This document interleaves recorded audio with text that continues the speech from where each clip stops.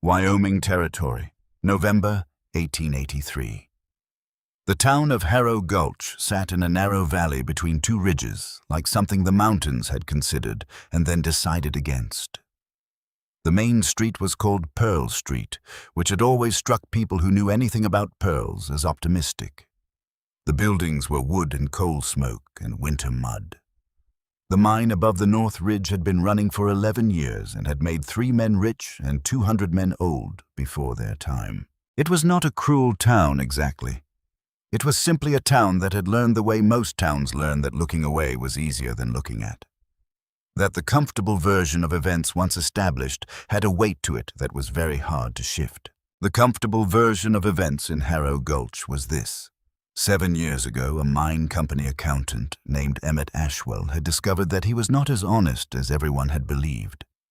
He had taken $53,000 from the Consolidated Mine Survey Company's operating accounts and disappeared into the Western Territories, leaving behind a wife, a modest house on the edge of town, and a reputation that the town had been quietly dismantling ever since. That was the comfortable version. Crockett Dill knew it was wrong. He had known it for 3 years. And on a cold Tuesday morning in November of 1883, sitting at the small pine table in his cabin at the edge of town with both hands wrapped around a cup of coffee that had gone cold, he was finally ready to do something about it. He was 67 years old.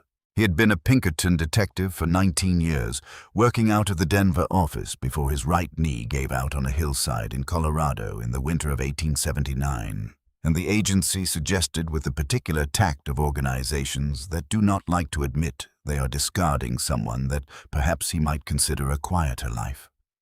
He had come to Harrow Gulch the following spring because it was quiet and inexpensive, and far enough from Denver that no one expected anything of him. That had been his intention. A quiet life. Coffee in the morning, books in the evening, the long Wyoming winters with their particular stripped-down quality that he had always found against all expectation restful.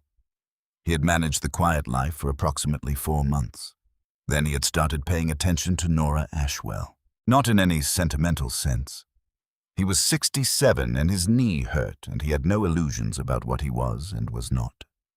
He paid attention to her the way he had paid attention to things for 40 years, because something about what he observed did not add up, and wrong numbers had always bothered him more than almost anything else. What he observed was this: a woman of perhaps 34, quiet and self-contained, who walked Pearl Street every morning with her eyes fixed straight ahead and her shoulders carrying something heavier than any coat.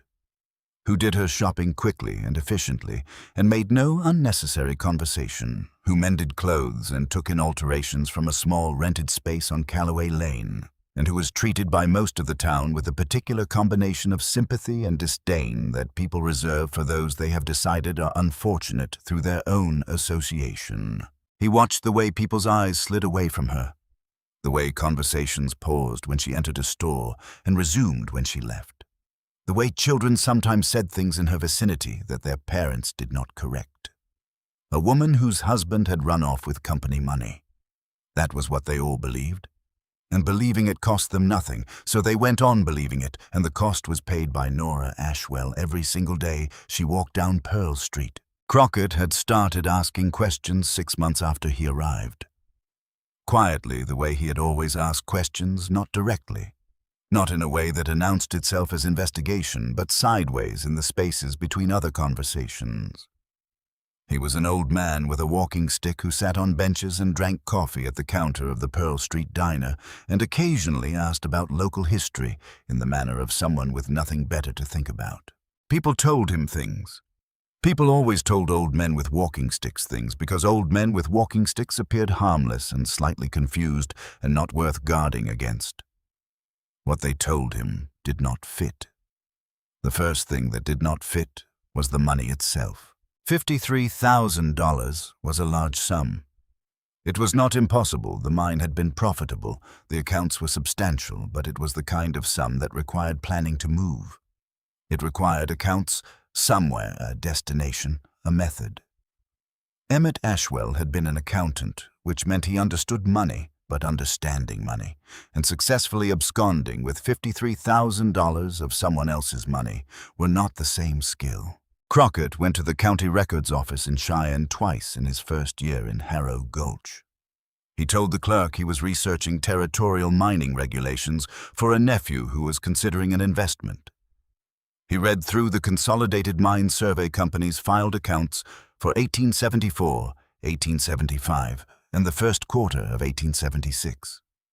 He made notes in a small book that he kept in his coat pocket and did not leave lying around. The numbers had a pattern, the kind of pattern that a careful man might miss because it was distributed across many small line items in a way that required looking at the whole picture rather than individual entries.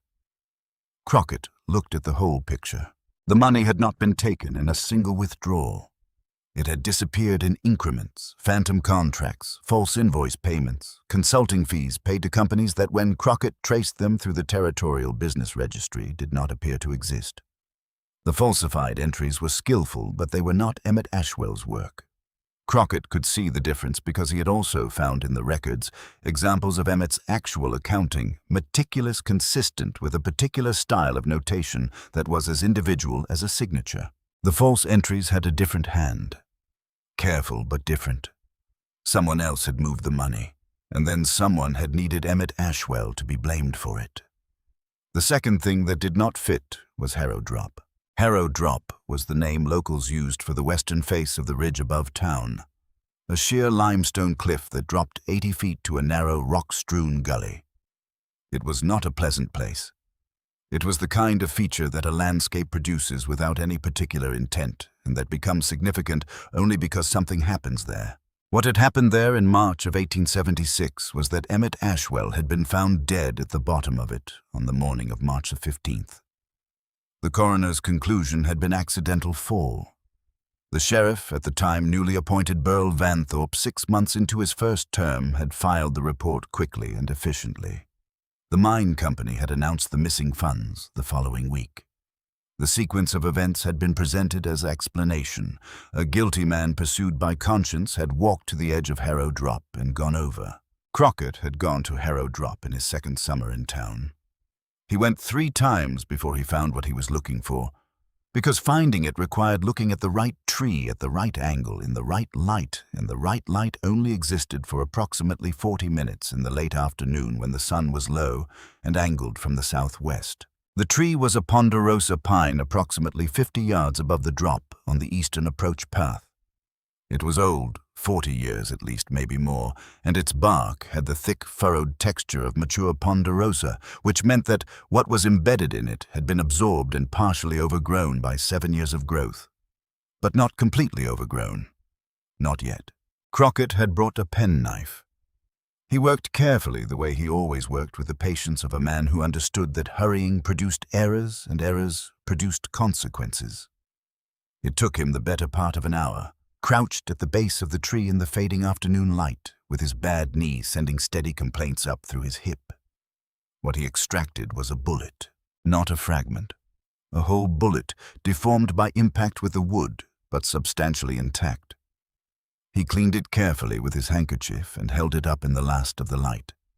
It was a .44 caliber round, the kind fired by a Colt single-action Army revolver, which had been in wide circulation since 1873 and was in 1876 the most common sidearm in Wyoming Territory. He looked from the bullet to the tree to the edge of Harrow Drop, measuring angles and distances with the practiced eye of a man who had spent 19 years reconstructing events from physical evidence. The bullet had entered the tree at a downward angle from the south, from a position approximately 40 yards distant, at a height consistent with a man standing and firing at a target approximately the same height as himself on the approach path. Emmett Ashwell had not fallen from Harrow Drop. He had been shot on the path leading to it, and then his body had been carried to the edge and thrown over. Crockett stood up slowly, his knee protesting every degree of the movement, and held the bullet in his closed fist and looked out over the valley at Harrow Gulch, below the smoke rising from Pearl Street, the pale rectangle of the church, the grid of small houses where people were beginning to light their evening lamps. He had known in the careful, analytical part of his mind what the records suggested. But knowing something from numbers and knowing it from physical evidence were different things. The bullet in his hand was not a suggestion. It was not an interpretation. It was a fact extracted from a tree, solid and irrefutable. Emmett Ashwell had been murdered. He put the bullet in his coat pocket and walked back down the ridge toward town, his walking stick finding the path in the failing light, and he began with the deliberate patience that had always been his greatest professional asset to think about what came next. What came next was 2 more years of careful work. He needed more than a bullet. A bullet proved a shot had been fired near Harrow Drop in the approximate period in question. It did not by itself prove who had fired it or who the target had been. A good lawyer, and men like Burl Vanthorpe could afford good lawyers, would take that bullet apart in 30 seconds. He needed the money trail. He went back to Cheyenne. He spent 3 weeks in the county records office and the territorial business registry and the bank filing archive, working his way through every document connected to the Consolidated Mine Survey Company between 1874 and 1876. He made careful notes. He constructed a timeline on a long piece of paper that he kept rolled up in a cardboard tube under his cabin floor. The false invoices were paid to 4 shell companies. 2 of them had been dissolved before 1876. The other 2 were still technically registered in the territorial business records, which meant they had addresses on file. He wrote to those addresses using a false name and a return address at a post office in Cheyenne and received no reply, which was what he expected. But the addresses themselves were in Harrow Gulch. One was the address of a building that in 1876 had been the office of the Consolidated Mine Survey Company itself. The other was a building on the east end of Pearl Street that was currently occupied by a feed supply merchant, but which, according to the property records, had been purchased in 1874 by Silas Grebb, then a private investor and now the mayor of Harrow Gulch. Crockett sat with that for a long time. He had suspected Vanthorpe from early on, the speed of the coroner's finding, the efficiency of the official narrative, the way the investigation had concluded before it had properly begun. But Grebb was new information. Grebb changed the shape of the thing. It was no longer a sheriff protecting himself. It was a partnership.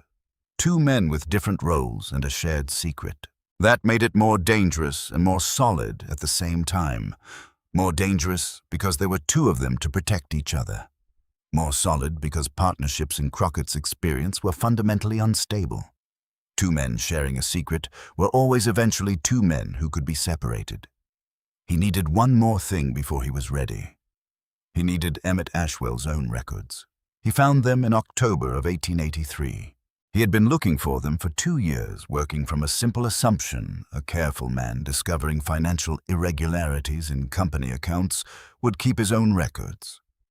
He would not keep them at home too obvious. He would not keep them at the office too accessible to the people he was documenting. He would keep them somewhere private and unexpected. Crockett spent 2 months thinking about where Emmett Ashwell would have chosen. Not searching, physically thinking, trying to inhabit the mind of a careful, methodical man who knew he was holding dangerous information and needed to put it somewhere safe but accessible. The mine's storage shed number 4 was on the northwest corner of the company property above the second shaft entrance. It had been decommissioned in 1878 and was now used occasionally for equipment overflow. According to 3 separate people Crockett had spoken to over the previous 2 years, Emmett Ashwell had sometimes eaten his lunch there in good weather. It had a southern exposure and caught the afternoon sun. A place a man went regularly. A place that was now rarely visited. A place that would have seemed to a careful man looking for a hiding spot both accessible and forgotten. Crockett went there on a Wednesday morning in October when the mine crew was occupied with a shift change on the east shaft.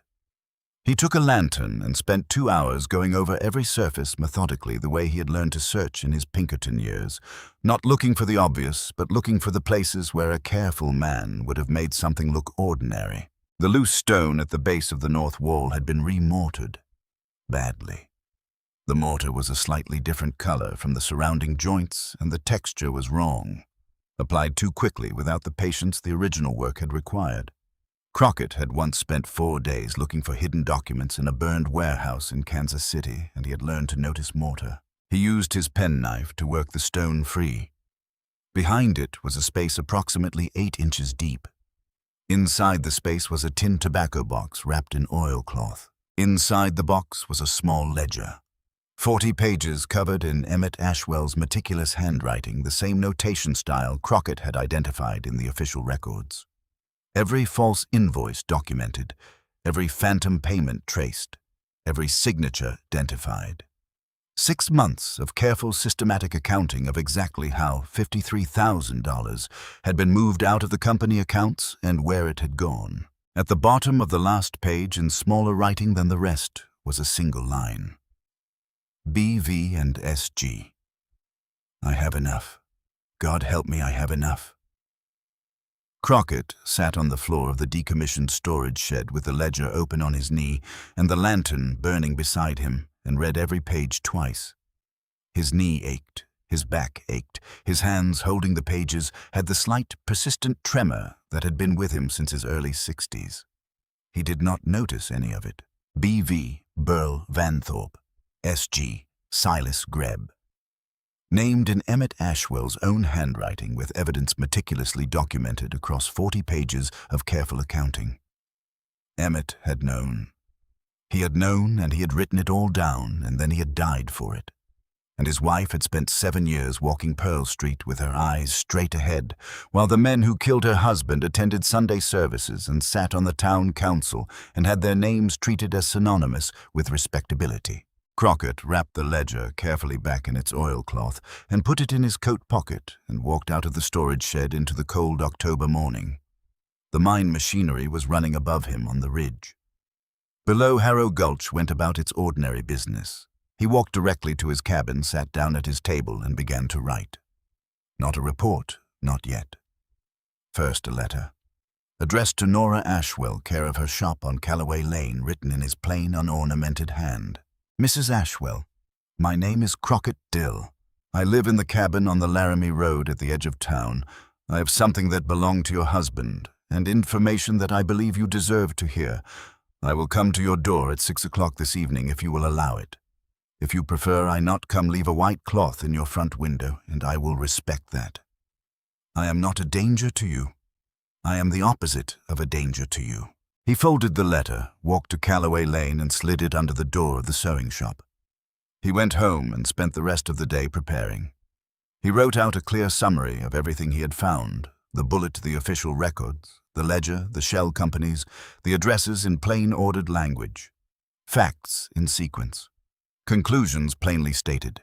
Evidence identified and located. At 6 o'clock he walked to Callaway Lane. There was no white cloth in the window.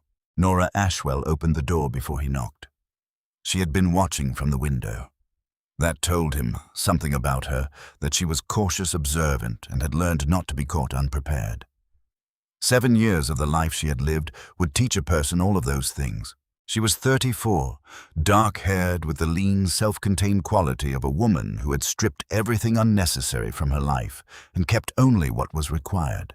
Her eyes were direct and gave nothing away, which was a particular skill that some people were born with and others acquired through difficulty.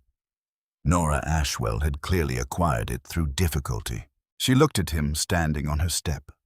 Old walking-stick, worn coat hat, slightly too large for his head. And she did not say anything. She simply waited for him to speak.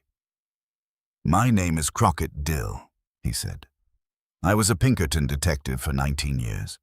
I have been living at the edge of this town for 3 years, and for most of that time I have been trying to find out what actually happened to your husband. She held his gaze without blinking. And he reached into his coat and produced the oilcloth package. He held it out to her. She did not take it immediately. She looked at it, then at him, with the caution of a woman who had learned that things offered to her sometimes had costs attached. What is that? She asked. Your husband's ledger, Crockett said. He hid it in the old storage shed above the second shaft. He documented everything, every false invoice, every phantom payment, every forged signature. He knew what was happening. He was building a record of it. Something moved across her face, quick and controlled, and then gone. Come in, she said. He sat across from her at her small kitchen table and placed the ledger between them. He did not open it immediately. He told her about the bullet first, about Harrow drop, about the angle of entry, about what it proved. He watched her face as he spoke. She listened the way she did everything, with complete disciplined attention, receiving what he said without interrupting, without deflecting. Then he opened the ledger and turned it toward her. She looked at it for a long time. She looked at her husband's handwriting, his particular notation style, the careful columns, the precise entries, and Crockett watched her recognize it. The recognition moved through her face like light through water, quick and then settled. She read the last line at the bottom of the final page. BV and SG. I have enough. God help me, I have enough. She sat with that for a moment. BV, she said. Burl Vanthorpe, Crockett said. And SG, Silas Grebb. The kitchen was very quiet. Outside, the wind was moving down from the north ridge, carrying the cold that had been building all day in the high country. The lamp on the table between them threw a steady, small circle of light. Nora Ashwell put her hand flat on the open ledger, on her husband's handwriting, and held it there. 7 years, she said. Yes. He knew, and he wrote it down, and they killed him for it. Yes. She lifted her eyes from the ledger and looked at Crockett directly. There was something in her face now that had not been there when she opened the door. Not anger, not grief, though both were present somewhere beneath it. Something more fundamental, the expression of a person who has just had the ground shift under them in a direction that, despite everything, is towards solid footing. What do you need from me? She asked. Crockett looked at her across the table, this woman who had walked Pearl Street for 7 years with her eyes straight ahead, carrying the weight of a lie that other people had found convenient. He felt in his chest the particular quality of feeling that he had never found a satisfactory name for in 40 years of this work. The feeling of a thing that has been wrong for a long time being on the verge of becoming right. I need you to trust me, he said, for a little while longer. I have almost everything I need, but almost is not enough. She held his gaze. Then she closed the ledger carefully with both hands, the way a person closes something that matters. A few more weeks, she said. Not a question, a statement of what she was agreeing to. Yes. She stood and placed the ledger on the shelf above the fireplace between a Bible and a small framed photograph. She stood with her back to him for a moment, looking at the shelf. Mr. Dill, she said without turning around. Thank you for not looking away. Crockett put on his hat and picked up his walking stick and went to the door. He paused on the threshold, looking out at the dark lane at the cold November night and the pale smoke rising from the chimneys of Harrow Gulch. Your husband was a careful man, he said. He built the case himself. I just had to find where he put it.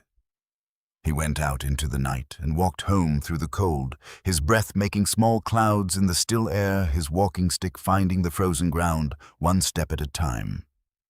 Behind him, in the small house on Callaway Lane, a lamp burned in the window for a long time before it went out.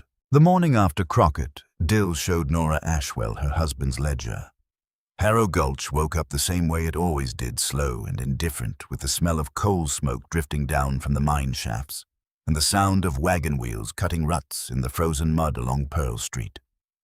Crockett sat at the small table in his cabin, both hands wrapped around a tin cup of coffee that had gone cold an hour ago. He wasn't drinking it. He was thinking. He had been a Pinkerton detective for 19 years. He had worked cases in 6 territories and 4 states.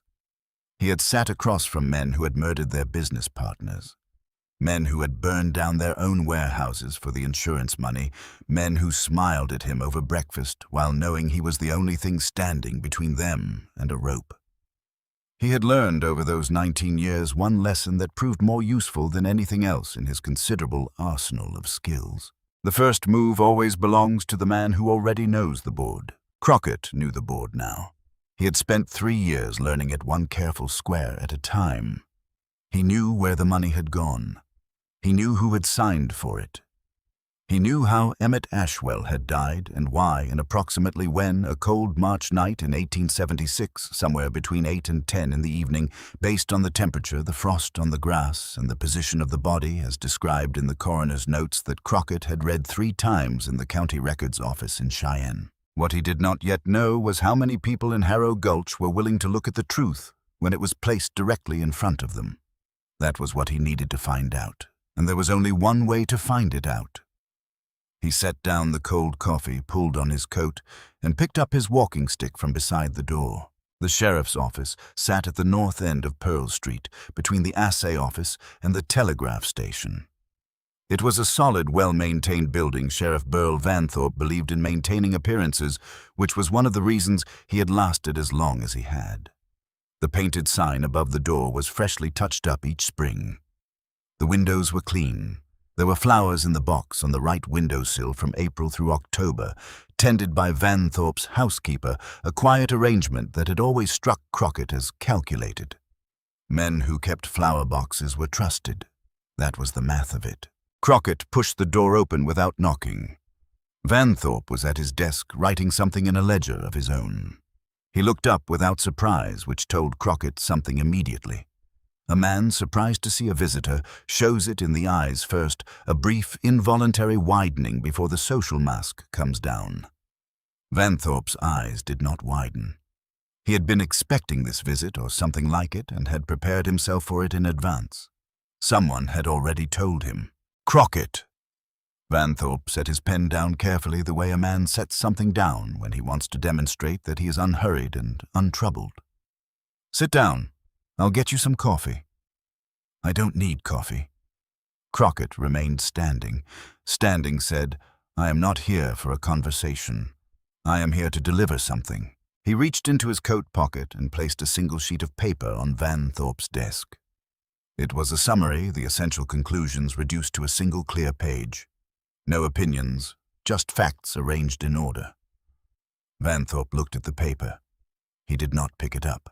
The silence stretched out between them like a piece of wire pulled tight.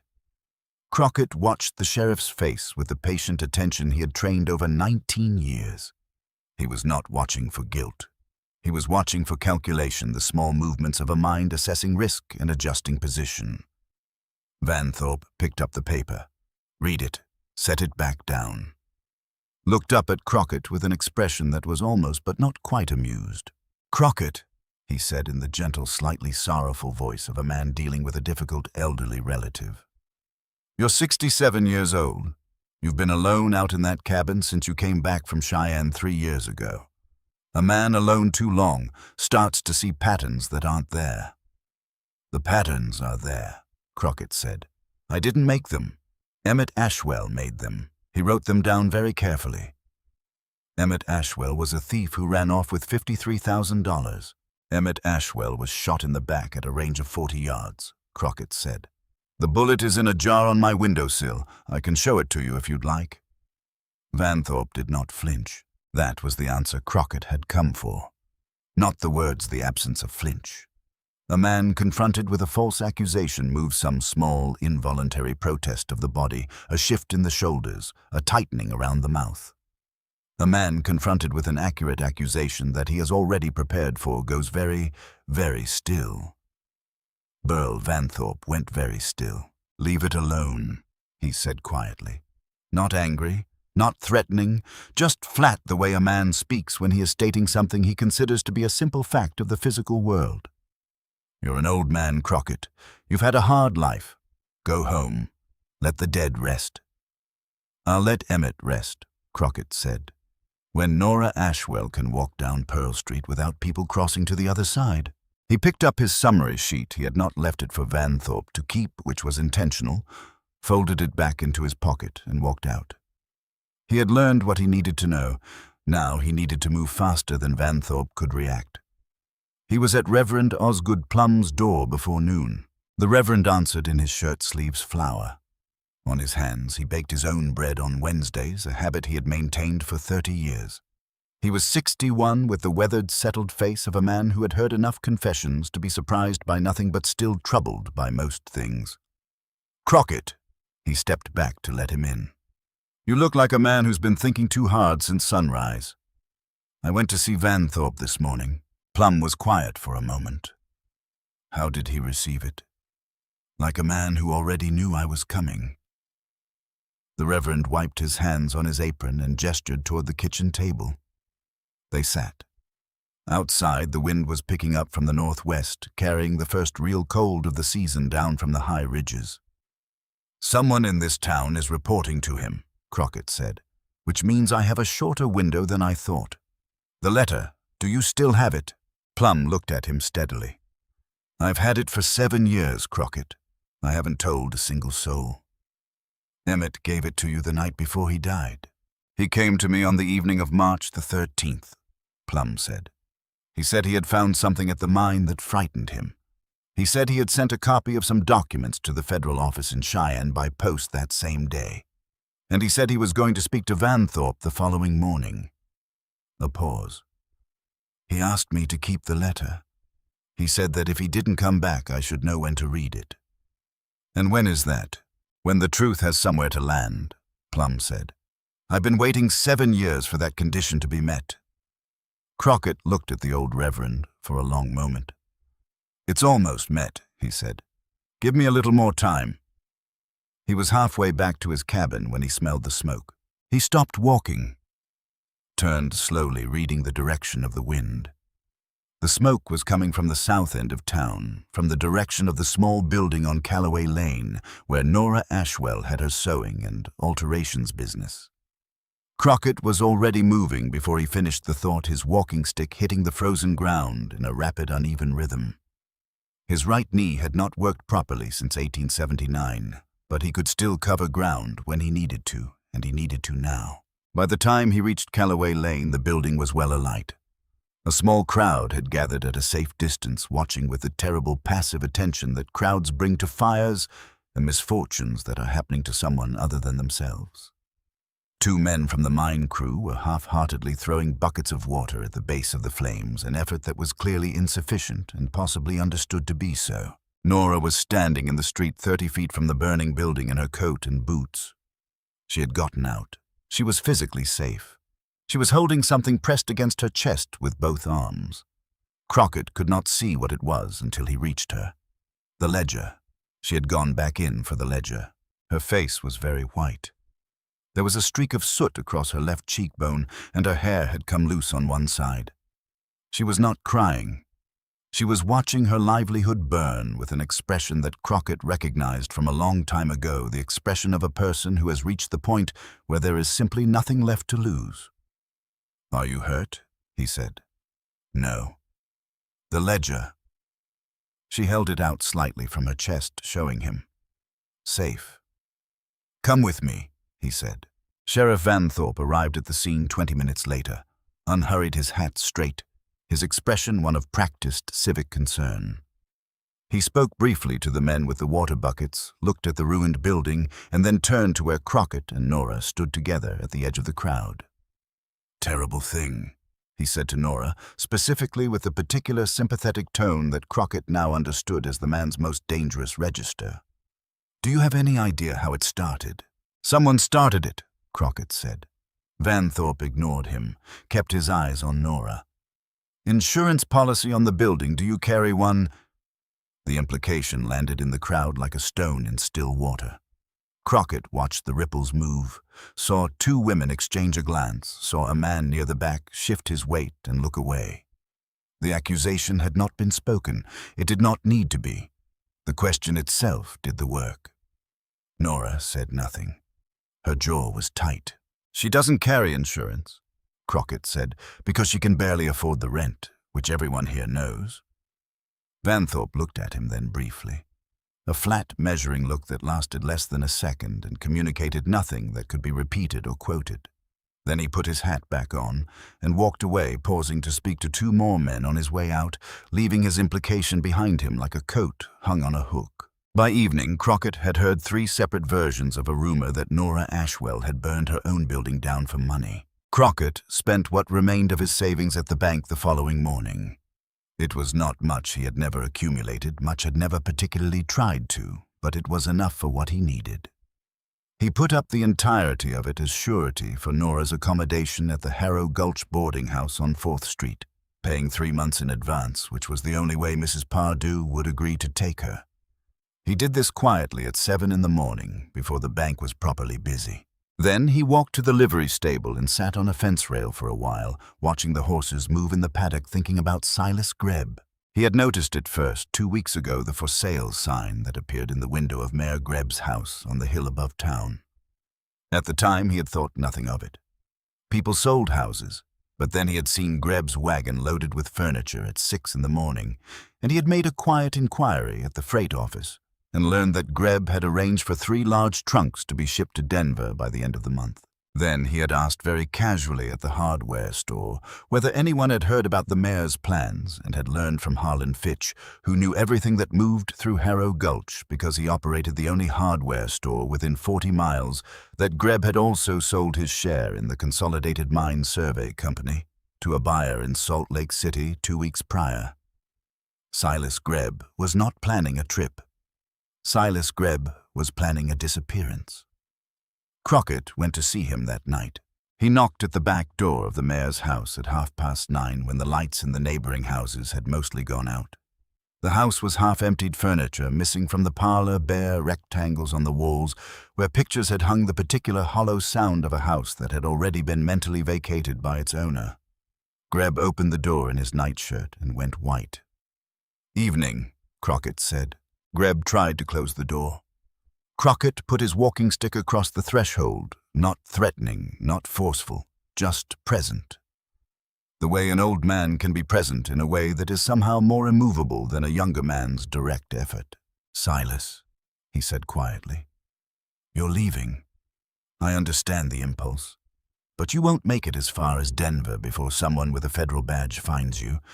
And when they do, you'll be alone, and everything you tell them will be the first version they hear. You want to think about what that means." Greb stared at him. He was 58, and in the past 3 weeks he seemed to have aged significantly. His face had the sunken provisional quality of a man living on borrowed time and aware of it. "I didn't kill anyone," Greb said. His voice was barely above a whisper. "I want you to know that. I knew what Burl was, what he was capable of, but I wasn't there. I didn't pull any trigger." "I know," Crockett said. "That's why you're still in a position to make choices." He reached into his coat and produced a single sheet of paper. The list of transactions with Greb's signature visible on 3 separate line items. He held it up so Greb could see it clearly, then put it back in his pocket. 48 hours, Crockett said. You come forward, you tell the truth, you name Vanthorpe as the man who planned it and carried it out. Or I send the original documents to the federal office in Cheyenne by the morning post. Burl will. Greb stopped. Burl will do exactly what men like Burl always do when they realize the walls are closing in, Crockett said. But that won't be your problem if you've already told the truth. He removed his walking stick from the threshold. Greb did not close the door. He stood there in his nightshirt in the cold air, looking at Crockett with an expression that was equal parts terror and something that might, with some generosity of interpretation, be called relief. Crockett turned and walked away down the dark lane without looking back. He was halfway to the road when Greb called after him, his voice thin against the wind. There's another ledger, Greb said. Burl keeps a personal journal. He writes everything down. He's always written everything down. It's in his house, in the iron safe behind the kitchen wall panel. Crockett stopped walking. He did not turn around. Thank you, Silas, he said. He was at his cabin table the next morning, writing out the final timeline, when he heard a horse on the road outside, a single rider moving at a steady trot that slowed to a walk as it approached. Footsteps on the porch. A knock at the door, not aggressive, not hesitant. The knock of someone accustomed to doors being opened for them. Crockett opened it. The young man standing on his porch was perhaps 29, broad-shouldered and trail-worn, with a deputy marshal's badge pinned to his coat and a pair of eyes that Crockett recognized with a cold, precise shock before he had consciously identified the face. He had seen those eyes before. In the sheriff's office 2 days ago. Burl Vanthorpe's eyes. In a younger face. Mr. Dill, the young man said. I'm Deputy Marshal Callum Vanthorpe, Federal Office out of Cheyenne. I've been assigned to investigate a stage robbery on the Laramie Road. A brief pause. I'm told you might know something about the territory west of town. Crockett looked at him for a long moment. The young man held his gaze steadily, which told Crockett a few things. He was confident without being arrogant, trained without being mechanical. And he had almost certainly heard his father's name spoken in connection with Crockett Dill's activities, because in a place the size of Harrow Gulch, that kind of information moved faster than any horse. "Come in," Crockett said. He put water on for coffee. He moved around the small cabin with the deliberate unhurriedness of a man who is using the time to make a decision. The decision was this. There was a cautious version of what he was about to do, and there was a version that simply put the truth on the table and let the man across from him decide who he was. Crockett had been cautious and methodical for 3 years. He was 67 years old. He did not have unlimited time for the cautious version. He set 2 cups of coffee on the table and sat down across from Callum Vanthorpe. "The stage robbery," he said, "is not why you came to my door." Callum looked at him without visible reaction. "No," he said after a moment. "It's not. You heard your father's name. I heard my father's name." He wrapped both hands around the coffee cup. "I'd like to hear what you know." Crockett studied him, the set of the jaw, the quality of the stillness. There was the stillness of a man who was concealing something, and there was the stillness of a man who was bracing himself to receive something he was not sure he wanted. Callum Vanthorpe had the second kind. He was not here to protect his father. He was here because something he had heard had made him need to know whether it was true. Crockett reached across the table and placed the documents in front of him. All of them. The ledger summary. The ballistics notes, the timeline, the transaction list with the forged signatures. He placed them, one by one, in order without commentary. Callum read through them slowly and methodically, the way a man reads official reports when he is trying to extract only the facts and not allow himself to be moved by them yet. His face did not change expression. His coffee went untouched. When he finished, he looked up. "This is why you went to see him," he said. "2 days ago." "I needed to know if he already knew I was coming," Crockett said. "He did, which means someone in this town reports to him." Callum nodded very slowly. "I'm not going to ask you to make a decision about your father," Crockett said. "That's not a decision I have any right to ask for. What I'm asking is simpler. There is a woman in this town who has spent 7 years living with the accusation that her husband was a thief. Her business burned down 2 nights ago. The man who burned it is the same man named on every one of those documents. I need someone who carries a federal badge and is not employed by Harrow Gulch to know what I know." The silence in the cabin was very complete. Outside, a wind came down from the high ground and moved through the pine trees along the ridge with a sound like a drawn breath. "Where are the originals?" Callum asked. "Safe," Crockett said, "with someone I trust." Callum Vanthorpe stood up. He looked at the documents still spread on the table. Then he put on his hat, straightened it, and moved toward the door. At the threshold he stopped, did not turn around. "My father," he said in a careful, controlled voice that cost him something to produce, "is a man who built his whole life on being respected. More than being good, more than being right." A pause. "I've known that for a long time. I just didn't know what it had cost other people." He walked out. A moment later, Crockett heard the horse moving away down the road, not at a trot this time, but at a slow, deliberate walk. The walk of a man who is not yet sure where he is going, but understands he cannot stay where he is. Crockett sat at the table for a long while after the sound faded. He looked at the documents, 3 years of careful work, spread across a pine table in a one-room cabin at the edge of a small Wyoming town. He thought about Emmett Ashwell, who had sat at a desk in the mine office and looked at numbers that did not add up, and had made the decision to write them down instead of look away. That had taken more courage than most people would ever understand, because Emmett had known, must have known what men like Vanthorpe did to people who wrote things down. He had written them down anyway. Crockett picked up his pen and went back to work. Callum Vanthorpe did not return that evening. Crockett did not expect him to. A man who had just been handed evidence that his father was a murderer did not come back the same day with his mind made up. He needed the night. He needed whatever private reckoning a son conducts when the man he has spent his whole life measuring himself against turns out to have been measuring himself against something rotten, Crockett spent the evening at his table with a lamp burning low, reviewing the timeline one more time.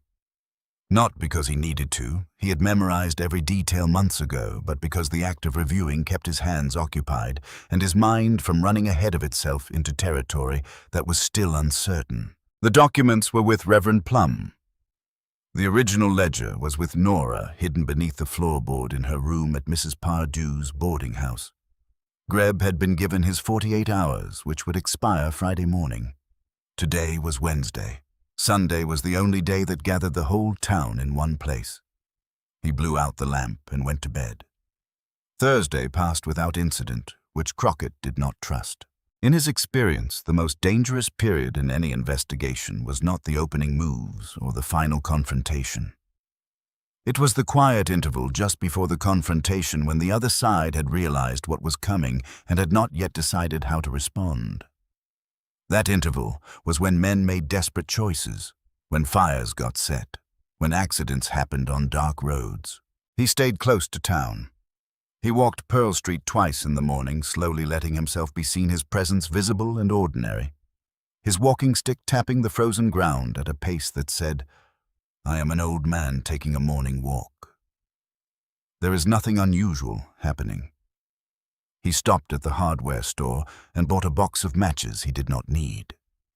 He sat for 20 minutes on the bench outside the barber's shop, which was the best vantage point on Pearl Street, and watched the door of the sheriff's office. Vanthorpe came out at 10 in the morning, stood on the step, looked up and down the street. His eyes found Crockett on the bench. They held each other's gaze across the length of Pearl Street, a distance of perhaps 80 yards, and then Vanthorpe went back inside. That was all. No words, no gesture, just two men looking at each other across a frozen street, each knowing exactly what the other knew. That evening, Silas Greb knocked on Crockett's cabin door at 7 o'clock. He had his hat in his hands, and his face had the diminished quality of a man who has spent 2 days making a decision and has arrived at it exhausted. "I'll do it," Greb said. "I'll tell them everything." "All right," Crockett said. "Come in." He sat Greb down and spent 2 hours taking a careful written statement, asking questions and recording the answers in the plain, precise language he had used for 19 years of Pinkerton reports. Greb told him everything, the mechanics of the scheme, the false invoices, the accounts in Denver the night Vanthorpe had come to him and told him that the problem of Emmett Ashwell had been resolved using exactly those words. Resolved. As though a man's life were a discrepancy in a ledger. When they were done, Crockett had Greb sign it.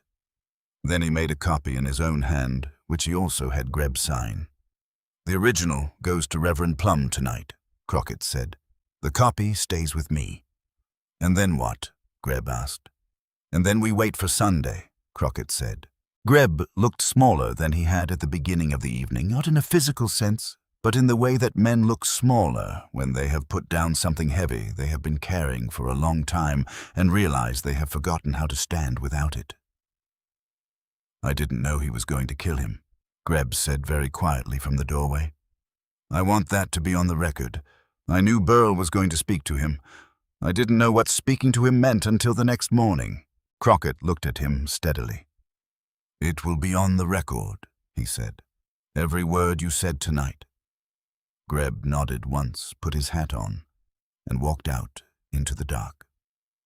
Friday morning. He was awake before dawn. He had not slept well since his early 50s and had made his peace with it. The pre-dawn hours had become useful to him. A quiet time when the world was still enough to think clearly. He was drinking his first coffee of the morning when he heard the horse outside. One rider, moving fast, then pulling up hard at the cabin. Footsteps on the porch, longer stride than last time, more urgent. The knock was sharp. Crockett opened the door. Callum Vanthorpe looked as though he had not slept. He was in his riding clothes, trail dusty, and his face had the stripped, unguarded quality that comes after a man has done something that cannot be undone. He held out a small book, brown leather cover worn at the corners. The kind of personal journal that a man uses when he wants to keep records that are not official records. He held it the way a man holds something he wishes he had never found. "It was where you said it would be," Callum said. "In the safe behind the kitchen panel." Crockett took the book. He opened it to the page Callum had marked with a folded piece of paper. March 1876. The entries in Vanthorpe's careful, upright handwriting, the handwriting of a man who had attended a good school and wanted people to know it. The entry for March 14, 1876 was 8 words. E.A. knew too much. Handled at Harrow Drop, 8 words. A man's life reduced to 8 words in a private journal that Burl Vanthorpe had kept for 7 years in a safe behind his kitchen wall, apparently unconcerned that its existence might one day matter. Which told Crockett something about how Vanthorpe thought about Emmett Ashwell, not as a man whose death required concealment, but as a problem that had been competently managed. Crockett closed the journal. He looked at Callum Vanthorpe standing on his porch in the cold Friday morning. The young man's face was absolutely still, the stillness of after, not the stillness of before. He had already gone through whatever he needed to go through. He was on the other side of it now, and the other side looked like this hollow-eyed, steady and very quiet. "I'm sorry," Crockett said. "Don't be." Callum's voice was controlled and even. "He made his choices a long time before I found that book. What do you need from me?" Callum looked out past Crockett's shoulder at the pines along the ridge, black against the pale morning sky. "I need to know what you're planning for Sunday, and I need to know how many men I should bring from Cheyenne." 20, Crockett said. "Enough that nobody argues." Callum nodded. "I can have 20 here by Saturday evening. Come to Reverend Plum's house when you arrive. Don't come to town directly, and come in small groups, different roads. All right?" He started to turn, then stopped. He stood with his back to Crockett for a moment, his hands at his sides. "My father will know something is coming before Sunday. He always knows." "Yes," Crockett said. "Will he run?" Crockett thought about Burl Vanthorpe standing in his office, going very still, delivering his flat assessment with the confidence of a man who had never once in his adult life been successfully challenged. He thought about the flower box on the office windowsill, the freshly painted sign. 20 years of careful, calculated respectability. "No," Crockett said. "He won't run. Running would mean admitting there was something to run from. He'll find another way." Callum absorbed this. Then he put his hat on, went to his horse, and rode south toward the Laramie Road without looking back. Crockett watched him go. Then he went inside, sat down at his table, and for the first time in 3 years allowed himself to look at what he had built, all of it together, laid out in his mind, in its complete shape. The bullet, the ledger, the shell companies. Greb's signed confession. Vanthorpe's own journal, 8 words in his own hand. It was enough. It was more than enough. He thought about Nora Ashwell putting the ledger on the shelf above her fireplace between the Bible and the photograph of Emmett. He thought about what it would mean to her to walk down Pearl Street on Monday morning, the day after Sunday, and have the truth be public and established and beyond challenge. He thought about how long 7 years was. How many mornings. How many times she had fixed her eyes on a point in the middle distance and kept walking. He picked up his pen one more time and finished the report. Saturday came and went in a state of suspended ordinariness. The town moved through its routines. The mine crews changed shifts, the stores opened and closed, the smells of coal smoke and horse and approaching winter came and went on the wind off the ridge. Crockett spent the morning at Reverend Plum's house, going over the order of events one final time. "I'll begin the service as usual," Plum said. "The opening prayer. Then I'll tell them I have a matter of community concern before the sermon. I've done that before. People won't be alarmed by it." He had the letter on the table between them, still in its original envelope, yellowed and fragile with 7 years of careful storage. "I'll read it in full. Every word, Crockett confirmed. "Including the last page." Plum nodded slowly. He picked up the envelope and turned it over in his hands. The handwriting on the front, for Reverend Plum to be opened at the right time, was Emmett Ashwell's. Even the addressing had a quality of care to it, deliberate and precise. A man who paid attention to how things were done. 7 years is a long time to carry something. Plum said. Yes, Crockett agreed. It is. He left Plum's house at noon and walked back toward his cabin the long way, the route that took him past the north end of Pearl Street and the sheriff's office. The flower box on the office windowsill was empty.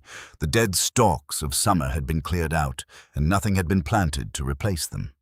A small thing. Probably meant nothing. Crockett noted it anyway.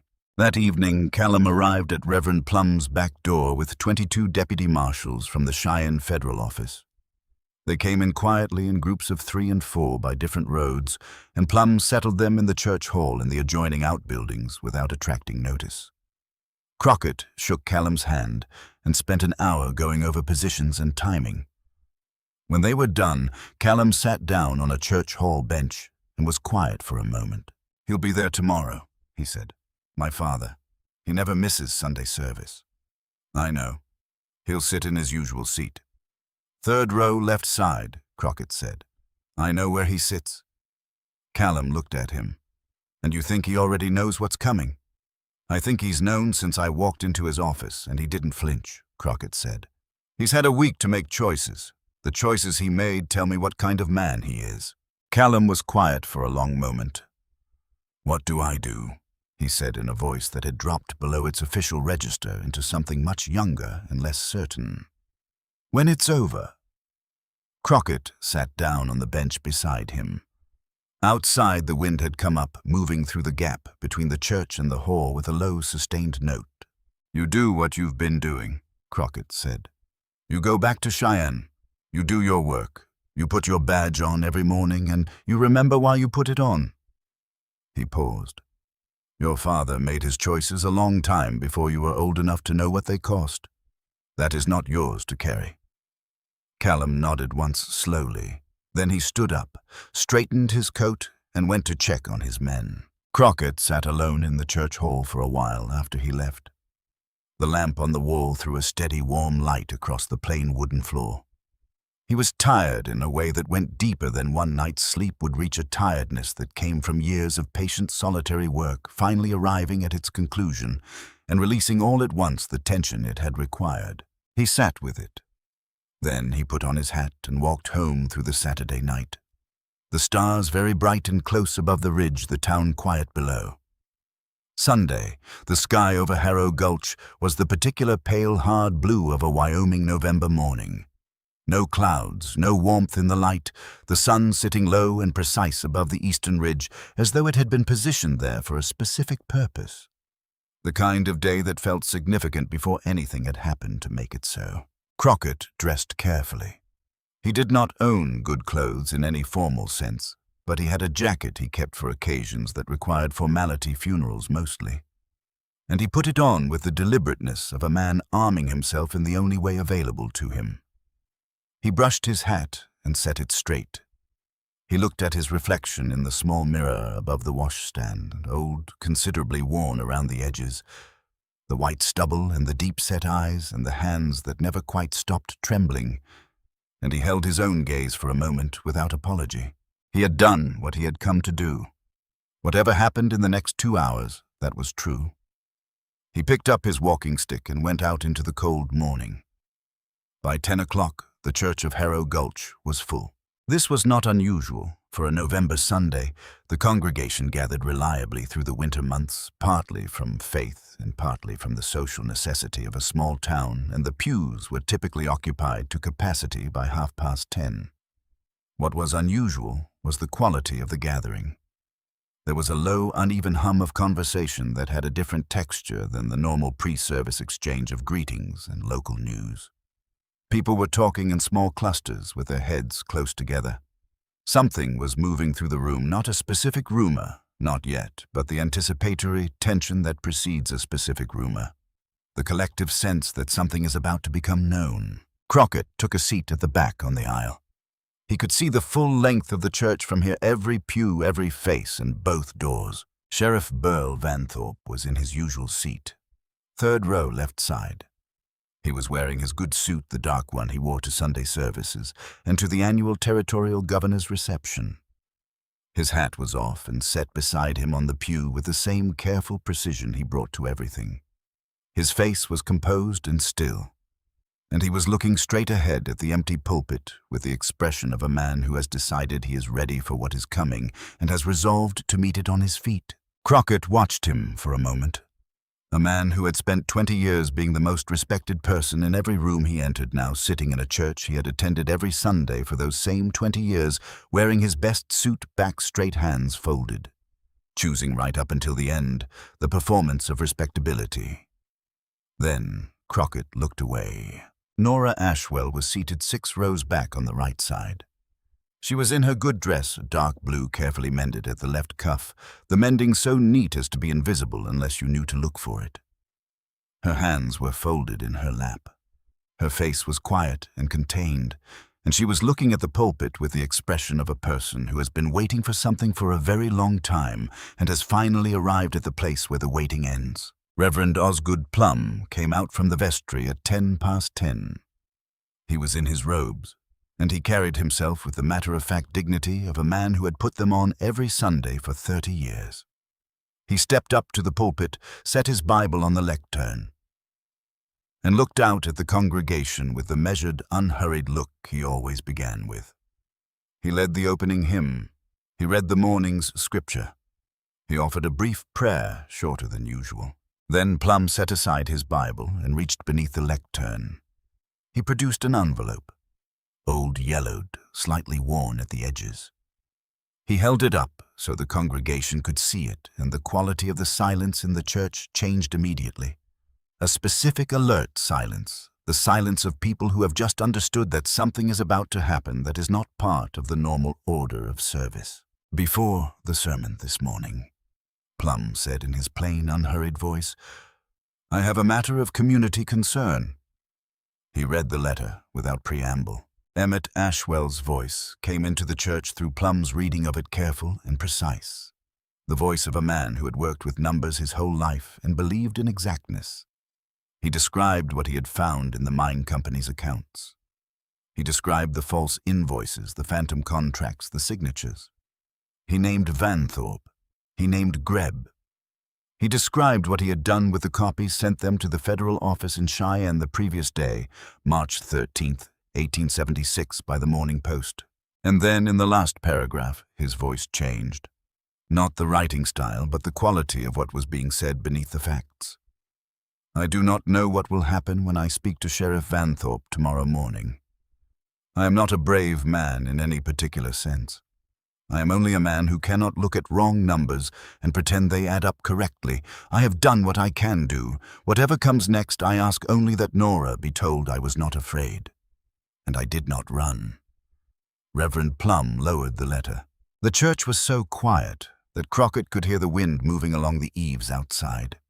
He could hear from somewhere near the front the sound of a woman beginning to weep quietly with the restraint of someone trying not to and failing. He did not look at Nora. He kept his eyes on the door and waited. Into that silence, Plum said, "There is a final page to this letter, one which I was asked to keep separate and read only after the main body." He produced a second sheet folded differently, slightly heavier paper, as though it had been written at a different time, perhaps later the same evening after the first letter was sealed. He read it. On the evening of March the 13th, 1876, the same evening he had given the letter to Reverend Plum for safekeeping. Emmett Ashwell had gone directly to the post office and sent a second package. Not a letter. A package. Containing the original ledger pages, the complete set of invoice copies, and a signed affidavit describing the scheme in full detail with names, dates, and figures. Addressed to the office of the United States Marshal, District of Wyoming, Cheyenne. The package had arrived. It had been logged in the Federal Receiving Office on March 17, 1876. 3 days after Emmett's death, which had by then already been ruled an accidental fall by Sheriff Burl Vanthorpe. It had been filed under unverified financial complaints, territorial mining operations. It had sat in that file for 7 years. Emmett Ashwell had not been waiting for someone to save him. He had already done everything that could be done. He had sent the truth to the people who were supposed to act on it, and the people who were supposed to act on it had let it collect dust in a filing cabinet, while his wife spent 7 years being called the widow of a thief. The sound in the church had changed again. It was no longer simply quiet.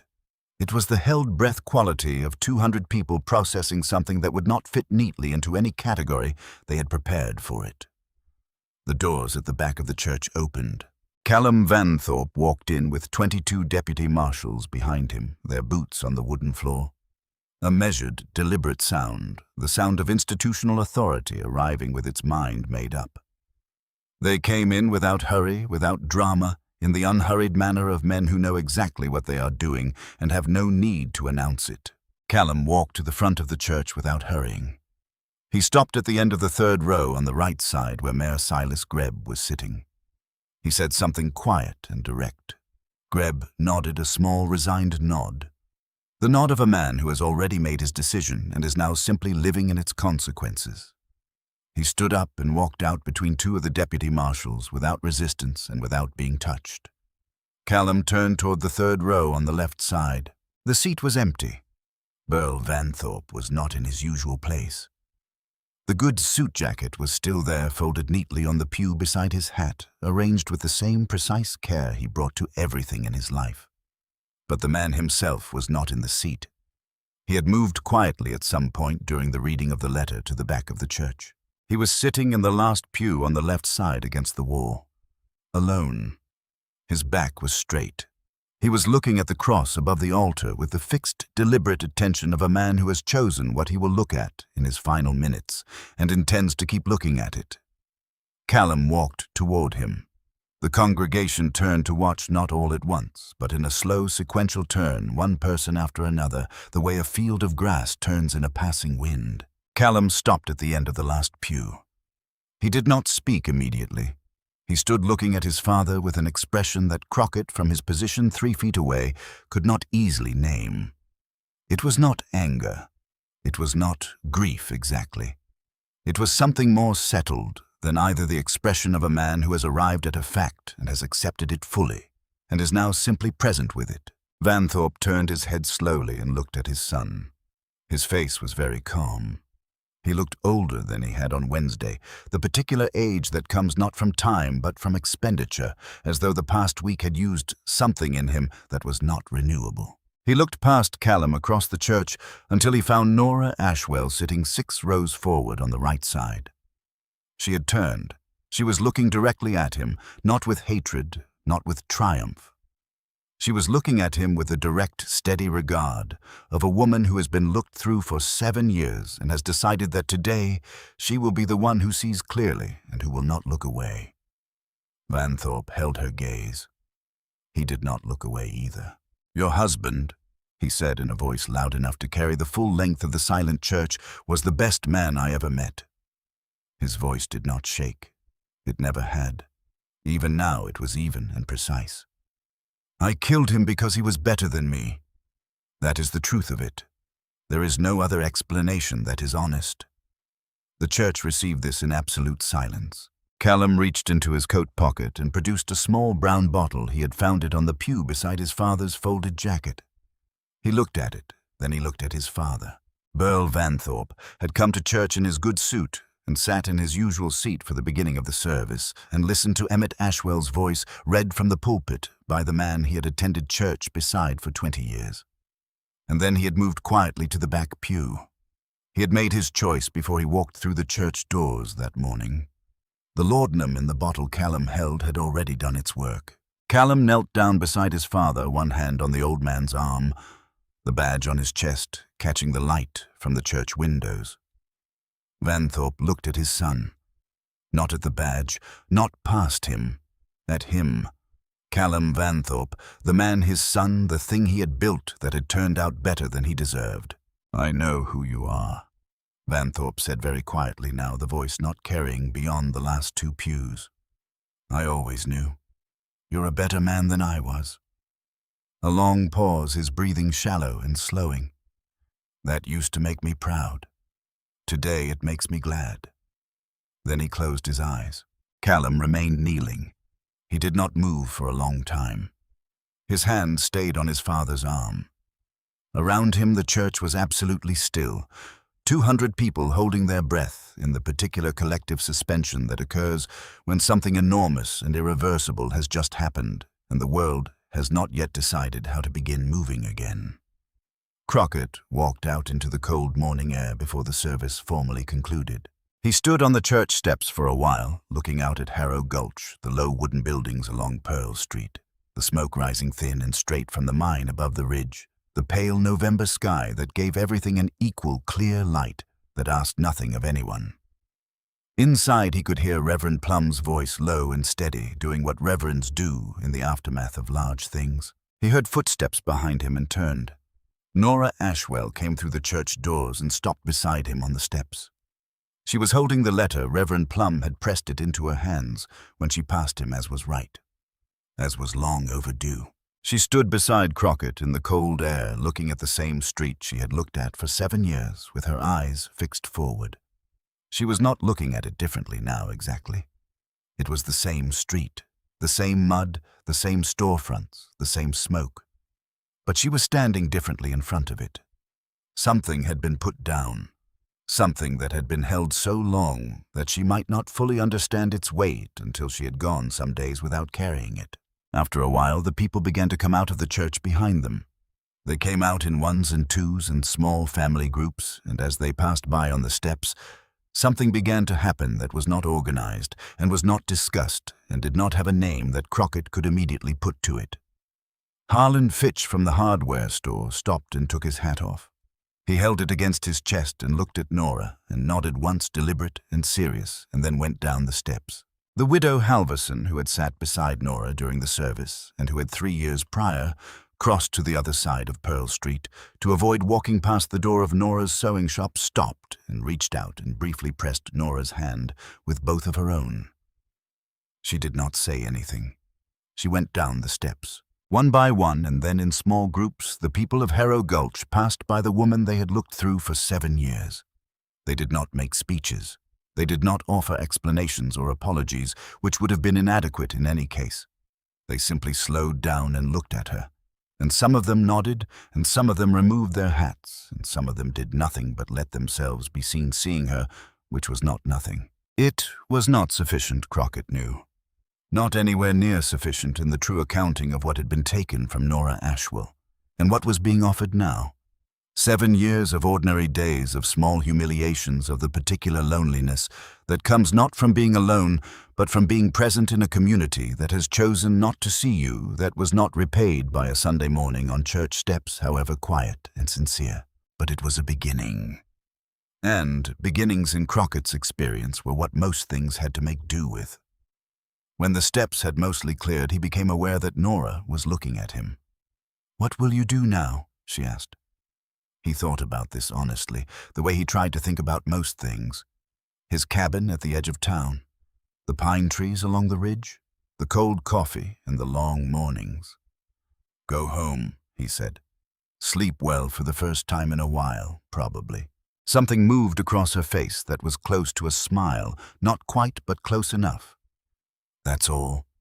That's quite a lot," Crockett said at 67. She looked at him for a moment longer, with the same direct regard she had brought to everything from the first evening he appeared at her door.